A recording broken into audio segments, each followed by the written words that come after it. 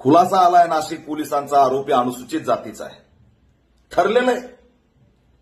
महाराष्ट्रात बाबासाहेबांच्या पुतळ्याची विटंबना झाली की आरोपी तुमचा आहे. अस्मितेचा प्रश्न निर्माण झाला, काही कुठं घटना घडली की समाजकंटक असणारा मानसिक रोगी आहे, वेडा आहे. हे ठरलेलं आहे. कायदा व सुव्यवस्था राखायचा आहे ना.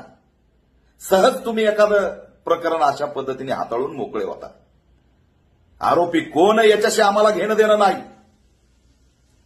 समाजकंटक आहे, आतंकवादी आहे.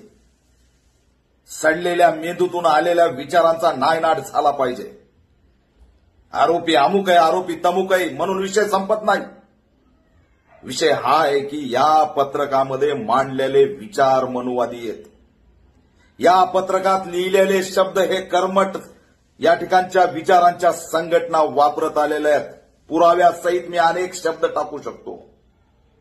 उगा कुणाचं भांडण झालं, कुणाला फसवायचंय म्हणून हे लिहिणार. फसवायचंय तर 1 लाईन लिहिल, 2 लाईन लिहिल, 3 लाईन लिहिल. अख्खं पत्र, अख्खा अजेंडा.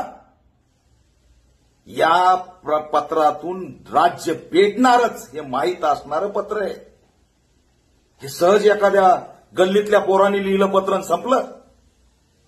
त्यातली जी लिखाण आहे, राष्ट्राची भाषा, समूहाला टार्गेट करणारे वेगवेगळे शब्द जे सोशल मीडियात आम्ही या विशेष गटांकडून ऐकत आलेलो आहेत.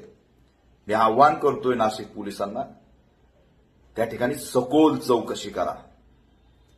कुणालाही पाठीशी घालण्याचा प्रयत्न करू नका. आज तुम्ही दाबाल तर उद्या मुवर उंडकं काढणार आहेत. आमच्यासाठी आरोपी कोणत्या जातीचा याच्याशी महत्व नाही. आमच्यासाठी महत्वाचे की या लेटरवर लिहिलेले शब्द हे सहज एखाद्या आडांचोटाने लिहिलेले नाही, तर अजेंडा परफेक्ट सेट केलेल्या लोकांनी लिहिलेले शब्द आहेत. या पत्राची सखोल चौकशी करा.